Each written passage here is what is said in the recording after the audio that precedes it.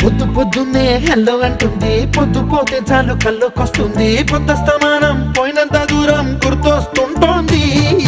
అమ్మో బాపు గారి బొమ్మో, ఓలమ్మో మల్లె పూల కొమ్మో.